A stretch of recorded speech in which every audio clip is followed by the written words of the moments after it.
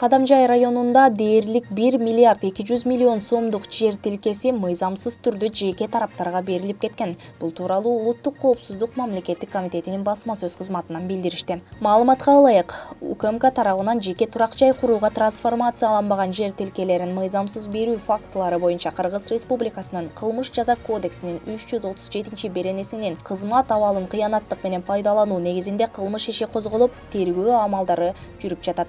Жүргүзүлгөн ыкчам иликтөө иш-чараларынын натыйжасында Кадамжай районунун Кыргыз Кыштак айыл аймагынын айрым кызмат адамдарынын мыйзамсыз иш-аракеттери аныкталды. Алар 2016-2023 жылдар аралыгында жеке турак жай куруу үчүн 61 гектар 37 соттук жер тилкесин бөлүп берүү боюнча мыйзамсыз чечимдерди чыгарган. Мындан тышкары, башка мыйзамсыз жер берүү фактыларын жашырууну көздөп, бул адамдар жеке баюу максатында Кадамжай райондук жер мунапыс комиссиясы менен сүйлөшүп алып, иш жүзүндө 624 гектар болсо да 600 гектар 53 соттук жери мыйзамдаштыруу боюнча арыз беришкен. Анын 61 гектар 37 соттук жери мыйзамсыз токтом чыгаруу менен берилген. 6 гектар жери ушул эле райондун тургунуна жана анын 12 жакын байланыш адамдарына белек катары берүүгө берилген. Мунапыс боюнча комиссия менен макулдашып 556,63 гектар жерди жергиликтүү тургундар өз алдынча ээлеп алды катары киргизип, үй ээлери бар экендигин тууралуу жасалма маалыматтарды көрсөтүшкөн. Ошол эле учурда көз карандысыз эксперттердин корутундусуна ылайык, мыйзамсыз берилген 624 гектар жердин баасы 1 миллиард 63 сомго бааланса, анын ичинен мыйзамсыз токтомдун негизинде берилген 61 гектар 37 соттук жер 103 миллион 743 миң 145 сомду түзөт. Учурда тиешелүү тергөө ыкчам иш-чаралары жүргүзүлүүдө. Эскерте кетсек, мурда УКМК органдары тарабынан Кыргыз Республикасынын Кылмыш жаза кодексинин 209-беренеси алдамчылык боюнча козголгон кылмыш ишинин алкагында Кыргыз Республикасынын жаранына жер тилкесин мыйзамсыз бөлүп берүү үчүн мурда алынган 106 миң сом параны 50 миң сомун кайтарып берүү учурунда Кадамжай районунун Кыргыз Кыштак айыл аймагынын жер маселеси боюнча башкы адиси кармалган. Ош шаардык ички иштер башкармалыгынын кылмыш иликтөө бөлүмүнүн каракчылыкка каршы күрөшүү бөлүмчөсүнүн кызматкерлери тарабынан атайын операциялар отрядынын жардамы менен жүргүзүлгөн ыкчам иш-аракеттердин натыйжасында ок атуучу куралдар алынды. Ош шаардык ички иштер башкармалыгынын басма сөз кызматы Сокол медиа сайтына билдиргендей, мыйзамсыз куралды алып жүрүүгө шектүү кылмыштуу топ Ош шаарына батыш тараптан кире берүүчү жол айланпасында токтотулуп кармалды. Алар жүргөн Mercedes-Benz үлгүсүндөгү автоунаасынан Аксу 74U үлгүсүндөгү автомат 1 даана тапанча 3 огу менен табылган. Кармоо учурунда бул топ милиция кызматкерлерине каршылык көрсөтүп, качууга аракет жасашкан. Автоунаада отурган Жалал Абад облусунун Аксы районунун тургуну 1996-жылы туулган, Ош облусунун Өзгөн районунун тургуну 1993-жылы туулган тургуну жана Ош облусунун Кара Суу районунун тургуну 1994-жылы туулган тургуну кармалышып, Ош шаардык ички иштер башкармалыгына алынып келинди. Учурда алгачкы тергөө амалдары жүрүп жатат. Кармалгандардын баары мурда бир нече жолу сот жообуна тартылышкан жарандар. Бишкекте Кыргыз Республикасынын экономика жана коммерция министрлиги менен Евразия Industry компаниясынын ортосунда өз ара түшүнүшүү жана кызматташтык жөнүндө меморандумга кол коюлду. Ведомстводон билдиришкендей, меморандумга министр Данияр Амангалиев жана Евразия Industry компаниясынын директорлор кеңешинин мүчөсү Цян Юйсян кол койду. Тараптар белгилегендей, бул меморандум Кыргыз Республикасынын аймагында жаңы энергия булактарын пайдалануу менен автомобилдерди жыйноочу заводду куруу, анын ичинен электромобилдерди тейлөө үчүн тийиштүү инфраструктураны түзүү мүмкүнчүлүгүнүн изилдөөгө өз ара кызыкчылыктарды карайт. Тараптар белгилегендей, бул меморандум Кыргыз Республикасынын аймагында жаңы энергия булактарын пайдалануу менен автомобилдерди жыйноочу заводду куруу, анын ичинде электромобилдерди тейлөө үчүн тийиштүү инфраструктураны түзүү мүмкүнчүлүгүн изилдөөгө өз ара кызыкчылыктарды карайт. Меморандум алкагында Евразия Industry компаниясы Бишкекте электромобилдерди жыйноочу заводдордун курулушуна инвестиция салууну пландаштырууда.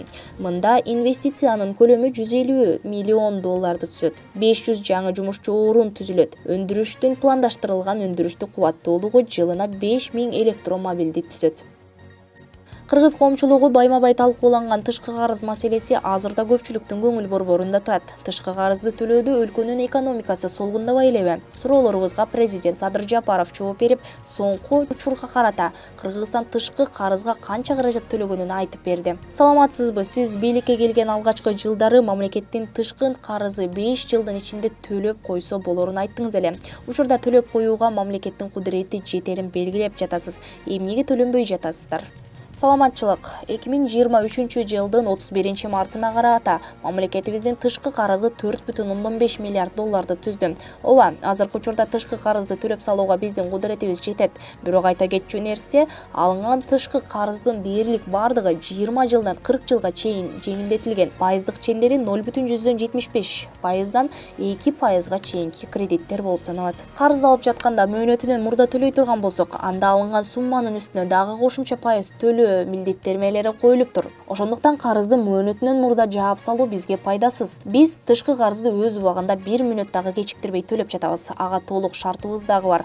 Корко турган эч нерсе жок. Бүгүнкү күндө буга чейин алынган ички жана тышкы карыздардын эң көп бөлүгүн төлөп баштадык. Мисалы, тышкы карыз 2004 жылы 3,1 миллиард сом, 2008 жылы 5 миллиард сом, 2011 жылы 9,4 миллиард сом, 2017 жылы 20,6 миллиард сом, 2019 жылы 28,1 миллиард сом төлөнгөн. Жыл сайын карыздарды төлөөнүн көлөмү графикке ылайык өсүп келе жатат. 2022 жылы 33,6 миллиард сом карызды төлөдүк. Быйыл 48,6 миллиард сом төлөйбүз. Алдыңкы 2024 жылга 64,7 миллиард сом, 2025 жылга 75,1 миллиард сом төлөө каралган. Мамлекетибиз эгемендик алган жылдар аралыгында алынган карыздардын эң көп бөлүгүн эми биз төлөп жатабыз. Эгер ушул акчалардын баарын карызга төлөгөндүн ордуна социалдык жана башка иштерге жумшаганыбызда бүгүнкү жасалып жаткан иштерден 100 эсе жакшы иштерди жасамакпыз. Карыздарды башкаруу стратегиясына мамлекеттик карыздардын деңгээли ички дүң продукциясына караганда 70%дан ашпоосу керек деп билдирилген. Бизде ички дүң продукциясынан ашып түшкөн жылдар болгон. Маселен, 1999 жылы мамлекеттик карыз ички дүң продукцияга караганда 133%га көтөрүлүп кеткен. 2020 жылдын жыйынтыгы менен мамлекеттик карыздардын деңгээли ички дүң продукциясына карата 68%га жеткен.